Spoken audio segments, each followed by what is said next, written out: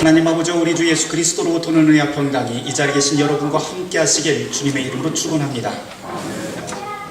내가 곧 길이요 진리요 생명이니 나로 말미암지 않고는 아버지께로 올 자가 아무도 없느니라 라고 예수님께서는 요한복음 14장 6절 말씀에서 선언하고 계십니다.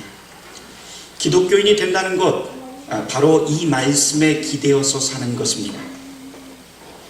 그런데 도대체 이 말씀의 뜻은 무엇일까요? 내가 곧 길이요 진리요 생명이라고 하는 이 말씀, 아주 간단한 말씀이지만 오늘은 이 말씀의 뜻을 좀 찾아보려고 합니다. 오늘 이 말씀이 기록된 요한복음의 첫 장으로 한번 가보려고 합니다. 첫 장 첫 절입니다. 거기에 보면 태초에 말씀이 있었고 그 말씀은 성육하신 예수라고 시작을 하고 있습니다. 그런데 여기에서 말씀이라고 번역된 그 원어를 보면 로고스라고 되어 있습니다. 이 로고스라고 하는 것의 원래 의미는 여러 가지 의미가 있지만 한 세 가지로 좀 추려볼 만합니다. 첫 번째는 언행일치라고 하는 뜻이고요. 두 번째는 세상을 움직이고 보존하는 창조질서의 힘이라고 하는 뜻이 있습니다. 세 번째로는 눈을 감고 뒤를 따라가도 될 만하다라고 하는 뜻이 이 로고스라고 하는 말에 들어있습니다. 언행일치, 우리는 말과 행동이 일치하는 사람을 두고 저 사람 참 신뢰할 만하다라고 말을 합니다. 그런데 알고 보면 제 아무리 훌륭한 사람이라고 할지라도 언행이 항상 일치하는 것은 아닙니다. 이건 우리의 현실이죠. 그 때문에 고대 사람들은 오직 전능한 신만이, 하늘의 신만이 온전한 언행일치가 가능하다고 믿었고, 그 때문에 이 로고스라고 하는 말을 사람이 아닌 바로 신의 품성이나 그 능력에만 사용을 하게 됩니다. 그러니 앞서 언급했던 이 로고스의 세 가지 뜻을 한 번에 연결시켜 보면 이런 말이 됩니다. 말과 행동이 절대로 변하거나 실수가 없는 분, 바로 그분이 이 세상의 만물을 창조하고 보존하신다. 그러므로 이런 분이라고 한다면 우리가 눈을 감고 뒤를 따라가도 될 만하다 라고 하는 것이 바로 이 로고스라고 하는 단 하나의 단어에 담겨있는 뜻입니다. 언행일치, 세상을 창조하고 움직이시는 분, 눈을 감고 그분의 목소리만 듣고도 그냥 따라가도 될 만한 분, 그분이 바로 하나님의 아들 예수 그리스도라고 하면서 요한복음 1장은 시작하고 있습니다. 다시 말해서 예수를 신뢰하며 살면 절대로 실패하지 않는다 라고 하는 것이 이 요한복음서 전체를 흐르고 있는 관통하는 메시지입니다. 그래서 이 요한복음에서는 이 로고스 되신 예수님을 7가지 비유로 계속해서 설명해 나갑니다. 그 중에서도 오늘 본문인 요한복음 14장 6절 말씀에서는 세 가지를 한꺼번에 지금 비유하고 있습니다. 내가 곧 길이요 진리요 생명이다. 이 말씀은 십자가 순환 직전에 예수님께서 도마와 제자들 앞에서 하신 말씀이죠. 그래서 오늘 본문은 죽음을 앞두고 하신 말씀이기 때문에 임종의 설교이고 또한 유언장과도 같은 그러한 말씀입니다. 그렇게 길, 진리, 생명이라고 하는 것을 예수님의 유언장이라고 우리가 생각을 한다면 이 세 가지 단어를 우리 가슴속 깊이 새겨야 될 만합니다. 예수님께서는 우선 당신 자신을 길이라고 말씀하시죠. 길이라고 하는 것, 이 길이라고 하는 것은 그 위를 지나갈 때에만 의미가 있습니다. 제가 시골 출신이라서 명절이나 연휴가 되면 제일 먼저 걱정이 되는 것이 이 명절 때 고향을 오고 가는 것이 제일 먼저 걱정이 좀 됩니다. 자칫 길 한번 잘못 들어서면 몇 시간씩 오도 가도 못하는 신세가 되버리기 일쑤이기 때문입니다.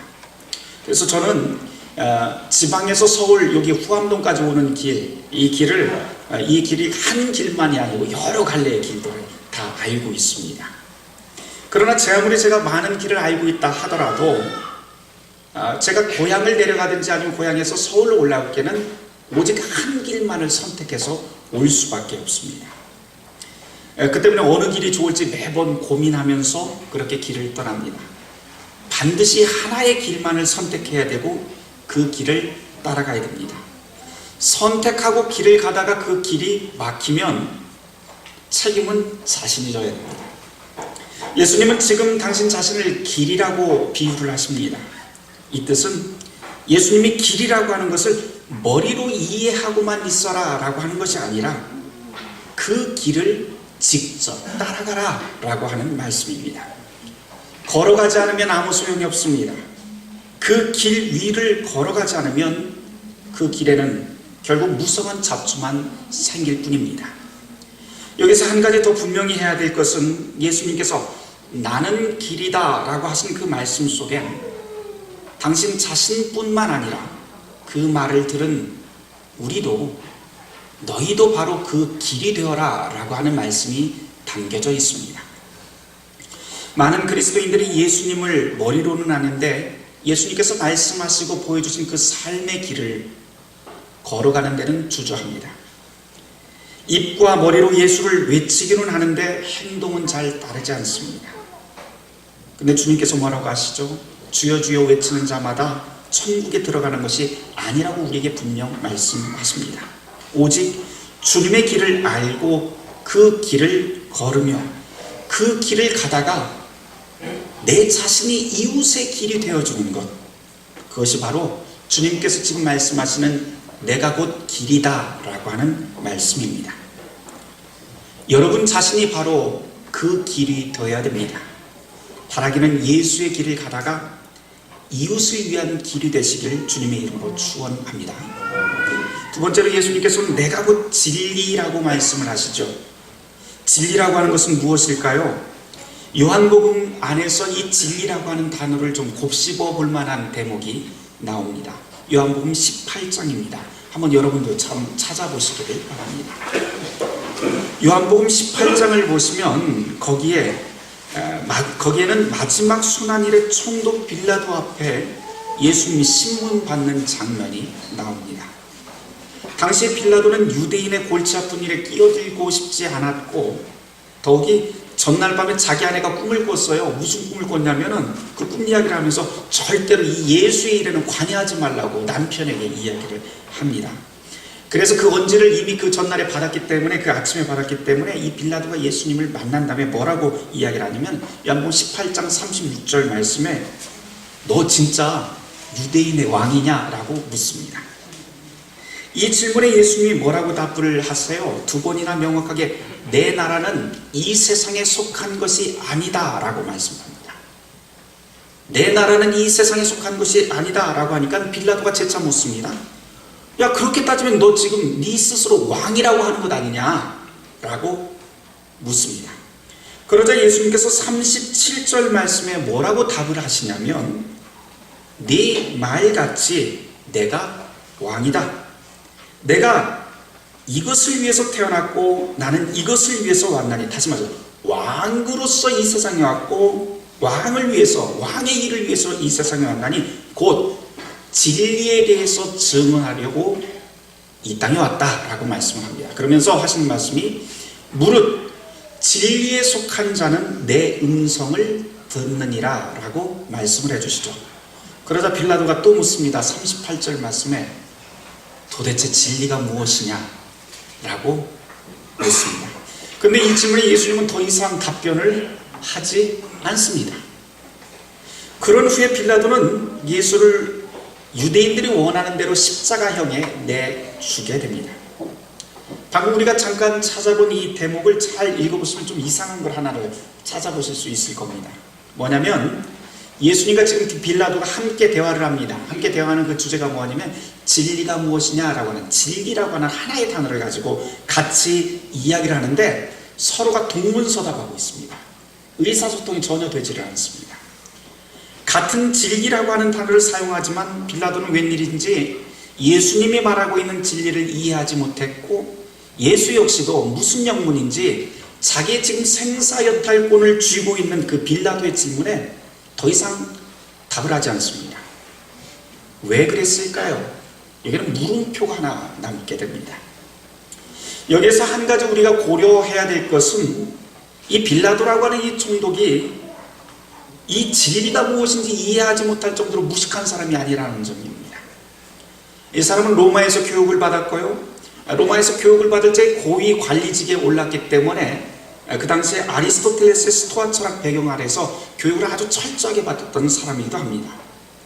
어쩌면 빌라도는 그 당시에 진리 이론이라고 하는 아리스토텔레스의 그런 책까지도 공부했을지도 모르겠습니다.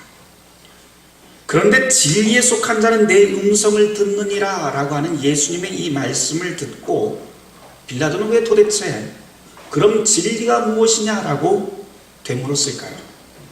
일부러 딴죽거리려고 그랬을까요? 그렇지 않습니다. 이유는 단 한 가지인데 빌라도가 지금 알고 그리고 배우고 알고 있는 그 진리라고 하는 것과 예수님이 지금 말씀하시고자 하는 그 진리의 범주가 완전히 다른 카테고리에 속하기 때문입니다. 스위스 출신 철학자님 미하엘 란트만이라고 하는 분이 있습니다. 이분이 이 구절을 놓고 서로 의사소통이 안 되는 이 구절을 놓고 이런 해석을 내놓은 적이 있어요. 뭐라고 써놨냐면 이렇게 써놨어요. 빌라도가 알고 있던 진리는 그리스 전통의 그리스 진리였고 예수가 가르친 진리는 히브리 전통의 진리였다 이렇게 써놨습니다. 그 말 다음에 또 이 란트만이 이렇게 비유를 해놨습니다. 거울과 반석의 진리다 이렇게 써놨습니다. 다시 말해서 그리스 전통의 진리라고 하는 것은 거울이고 반석이라고 하는 것은 예수님의 그 혈통인 유대인의 진리에 속하는 것인데 빌라도가 머릿속에 그리고 있는 진리는 오직 눈에 보이는 대로 그리고 체험하는 대로 감각적으로 눈에 보이는 그 진리를 말하는 반면에 예수님이 언급하고 있는 이 진리라고 하는 것은 눈에 보이지 않더라도 바위처럼 단단해서 그 위에 올라서서 살아갈 수 있는 진리를 말한다. 다시 말해서 예수님이 지금 말하고 있는 진리라고 하는 것은 변하지 않는 삶의 궁극적인 그 진리를 뜻하고 있다라고 그렇게 해석을 해놨습니다. 그래서 예수님의 마태복음 7장 24절에서부터 25절 말씀을 보면 우리들이 잘 아는 말씀을 여기다 연결시킬 수 있습니다. 누구든지 나의 이 말을 듣고 행하는 자는 그 집을 어디 위에 지은 자? 반석 위에 지은 지혜로운 사람과 같으리니 비가 내리고 창수가 나고 바람이 불어 그 집에 부딪히되 무너지지 아니하나니 이는 주추를 어디 위에? 반석 위에 놓은 까닭이다 라고 말씀을 하셨고요. 요한복음 16장 6절 말씀에서도 내가 곧 길이요 진리요 생명이라 라고 하는 이 말씀은 다시 말해서 영원히 변치 않는 바위같이 단단한 그런 삶의 궁극적인 기초가 되는 토대다 라고 하는 것이 바로 예수님의 이 진리라고 하는 것입니다. 빌라도가 구하는 진리는 사실 눈에 보이는 것들이죠. 그러나 예수님이 말하는 진리는 조상 대대로 신앙의 선조들로부터 물려받은 영원히 우리의 삶을 지탱할 수 있는 궁극적 진리를 말합니다. 그래서 지금 같은 언어를 사용하지만 이 둘은 전혀 다른 이야기를 했었고 더 이상 이야기해봤자 될 수 있는 상황이 아니었기 때문에 예수님은 침묵했던 것입니다. 그런데 이 구절을 보면서 오늘 이 시대도 그렇지 않은가 좀 생각을 해봅니다. 사회뿐만 아니라 교회에서도 우리는 눈에 보이는 것 그리고 감각적인 것 이것만 믿으려고 합니다.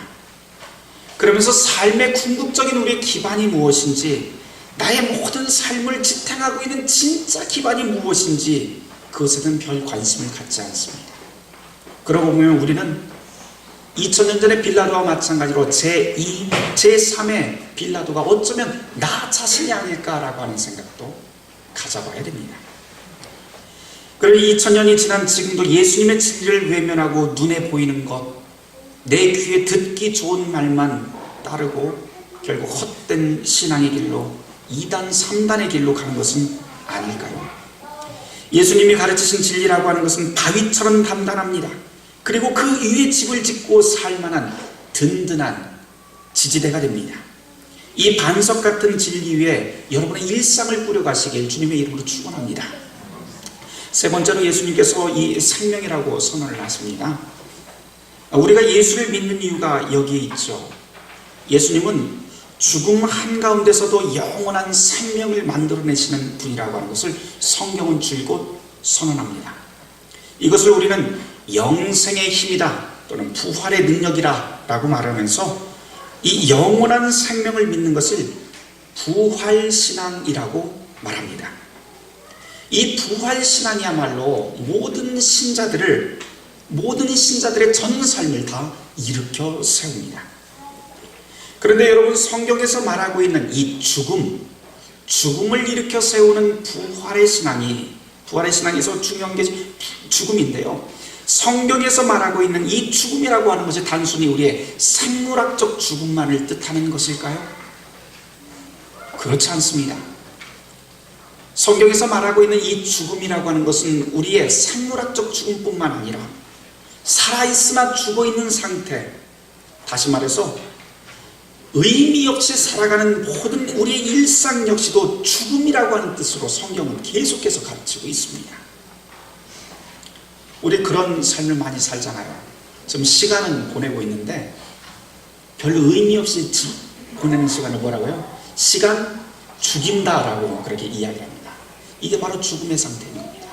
아무런 의미 없이 가치 없이 지내는 시간들을 성경은 죽음이라고 하는 표현으로도 사용할 수가 있습니다.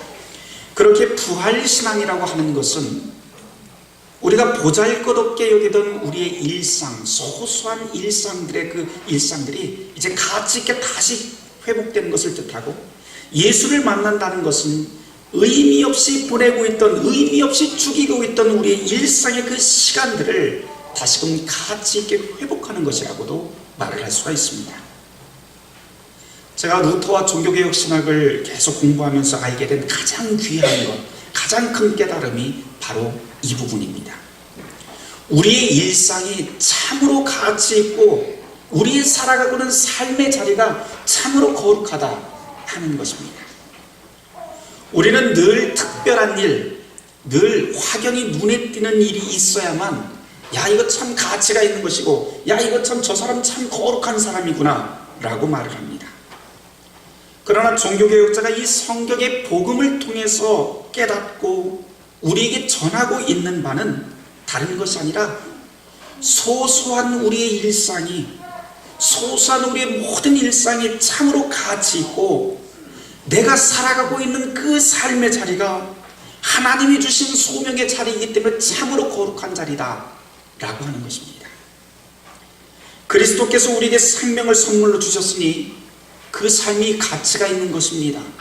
그리고 그 삶이, 우리 일상이 그렇게 참으로 가치가 있다 한다면 당연히 그 의미와 그 기쁨을 내 주변에 있는 사람들에게 나누는 것이 자연스러운 것이겠죠. 이것이 바로 성도의 교제이고, 이것이 바로 종교학자 루터가 이야기하는 교회의 본질이며 참된 모습이 됩니다. 지난번 제가 독일에 갔을 때 토르가우라고 하는 도시를 간 일이 있어요. 개신교 최초의 교회 건축이 있는 장소입니다. 근데 이 종교개혁 신학이 교회 건축에 1544년도에 지어진 교회가 이곳에 있다고 해서 찾아갔는데요. 제가 책으로만 읽고 한 번도 가보지 않은 장소였습니다. 그래서 이곳에 가서 제가 이 종교개혁 정신이 잘 녹아들어 있는 이 최초의 교회를 한번 눈으로 좀 확인을 해야겠다 하고 갔습니다. 제가 이 이야기로 지난 수요일 저녁 예배 때 1시간 동안 여러 가지 그 내부, 외부 다 설명을 하면서 사진도 보여드리고 했었는데요. 그 중에서도 오늘 이 설교 시간에는 아주 짧게만 교회 입구에 대한 이야기만 좀 잠깐 말씀을 드리려고 합니다. 이 교회는 1544년 토르가우에 있는 하르텐펠스라고 하는 그 성 안에 있습니다. 하르텐펠스라고 하는 것을 이렇게 좀 나누어서 이렇게 이야기를 하면, 하르트라고 하는 단단하다, 딱딱하다라고 하는 말이고요. 펠스라고 하는 것은 그 바위를 뜻합니다. 그래서 단단한 바위, 반석이라고 하는 뜻이 이 성의 이름입니다. 근데 교회가 있다고 해서 이 성 안으로 들어갔습니다. 이게 이제 성 입구인데요. 성으로 딱 들어가면 입구에서 성이 이렇게 그 네모나게 이 디귿자형으로 해서 이렇게 안으로 되어 있습니다. 그 다음 그림 하나 보일까요? 이거 이제 파노라마로 찍어서 한꺼번에 이 디귿자 형태를 일자로 쭉 해놓은 것입니다. 우리가 보통 교회라고 한다면 높은 첨탑이 있고 십자가가 보여야 되고, 아니면 최소한 교회라고 하는 단독 건물이 있어야 우리는 교회라고 하는 것을 알 수 있을 텐데, 개신교 최초의 교회, 루터가 설계에 참여를 하면서 이런 교회를 지어야 된다, 이게 바로 개신교회다라고 하면서 지은 교회를 찾아갔는데, 우리가 통상적으로 알고 있었던 그런 뭐 십자가, 단독 건물 이런 게 전혀 보이지를 않습니다. 여기 입구에 딱 들어가면 여러 개의 문들이 쭉 보입니다. 여러 개의 문들이 보이는데요, 옆으로 보실까요? 입구에서 성 안으로 가면 여러 가지 그 문들이 보이는데, 처음에 들어갔을 때 굉장히 좀 당황을 했습니다. 어디가 교회일까 하는 것이었습니다. 제가 수요일날 교인들한테 어디가 교회일까요? 하면서 7개의 문에 번호를 매겨서 한번 맞춰보라고 했더니 초반에 아무도 맞추지를 못했습니다. 그런데 자세히 살펴보면 교회로 들어가는 문이 다른 문과 한 가지 다른 점을 발견하게 됩니다. 다 똑같아요. 어디는 화장실 문이고요, 어디는 그냥 관공서로 들어가는 문이고, 어디는 도서관으로 들어가는 문이고, 다 거의 비슷비슷하게 되어 있습니다. 어느 쪽이 교회에 가장 비슷할까요? 여러분들 생각에? 어디가 가장 비슷하게 보이세요? 여기? 네. 저기?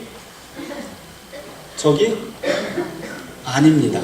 네, 이제 보시면, 자, 교회 한번 입구를 한번 보여주실까요? 여기입니다. 그 전 사진을 한번 볼까요? 전 사진. 전 사진에서 교회가 있는 곳이 여기입니다. 여기가 바로 교회 입구입니다. 그러니까 교회라고 하는 표시가 겉에서는 전혀 볼 수가 없습니다. 자세히 살펴보면 교회로 들어가는 문이 다른 문들과 거의 비슷한데 단 한 가지 다른 특징이 있습니다. 화장실 문과 똑같이 생겼어요. 그런데 다른 점이 한 가지 있는데, 그것이 무엇인가 하니, 그 문 옆에 아치형으로 이렇게 대리석 부조, 조각이 되어 있고요, 그 위에 네모나게 또 조각이 되어 있습니다. 여러분 보이시죠? 저 조각 하나만 되어 있습니다. 그것이 무엇인가 하니, 이 안에 들어가 보면 잘 살펴보면 이 조각들을 한번 조금만 확대를 해보실까요? 네. 저 위에는 십자가 순환 사건에 대한 그 조각이 되어 있고요, 밑으로 한번 내려보실까요? 보시면 이 부조에는 여러 가지가 나오는데, 뭐 이 십자가가 나오고, 그 다음에 칼도 나오고, 위로 가면은 가시면류관이 나오고요, 못 3개도 나오고, 그 다음에 해면을, 예수님이 십자가에 달리셨을 때 포도주를 적셨던 그 해면도 나오고, 그리고 닭도 나옵니다. 이게 다 예수님의 십자가 사건과 다 연결되어 있는 내용들입니다. 그리고 그 안에 들어가면 아주 단출한 형태의 교회가 기존 교회와 달리 좀 개신교가 어떤 것인지 잘 보여주고 있는데, 기회가 되면 제가 다음에 언제 말씀드리도록 하겠습니다. 입구 이야기로 다시 돌아가도록 하죠. 왜 하필 최초의 개신교회, 다시 말해서 그렇게 상징적이고 의미가 있는 이 교회를 만들 적에 우리 한눈에 알아보지 못하도록 공공 건물을 이렇게 숨겨놓았을까요? 여기는 아주 기가 막힌 이유가 한 가지 숨겨져 있습니다. 이 교회를 지을 때 루터가 직접 관여했다고 알려져 있습니다. 그리고 이 교회가 1544년 10월 5일에 봉헌이 되는데, 그때 이 봉헌 설교를 직접 루터가 가서 하게 됩니다. 그런데 루터는 항상 가르치기를 교회라고 하는 것은 건물이 아니라, 건물이나 장소가 아니라고 가르치죠. 이건 성경이 가르치고 있는 바와 똑같은 맥락입니다.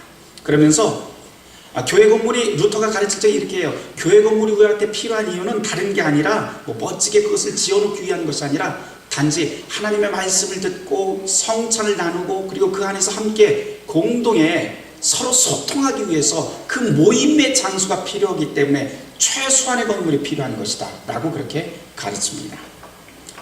다시 말해서 교회라고 하는 것은 건물이 아니라 신자들의 모임이다, 사람이다 라고 하는 것이 아주 강력한 메시지입니다.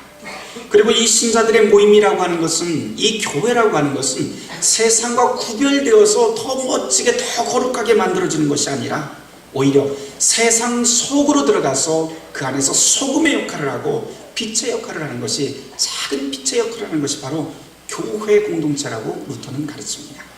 이 때문에 이 토르가우 교회를 건축할 때 의도적으로 공공 건물 안에 교회를 숨겨놓게 됩니다. 다시 말해서 교회는 세상 속에서 함께 살아가는 공동체다 라고 하는 것을 이 건축을 통해서 가르치고 있는 것이죠. 특별하게 멋진 장식을 하고 자기를 드러내면서 사는 것이 아니라 나 이렇게 거룩해 라고 하면서 말하고 사는 것이 아니라 세상 속에서 어울려 사는 것입니다. 이것이 무슨 말일까요? 이전에 우리가 교회라고 한다면 특별한 건물을 말을 했고, 교회라고 하면 무언가 구별된 장식이 있어야 되고 구별된 공간 속에 있어야 된다고 말을 해왔습니다.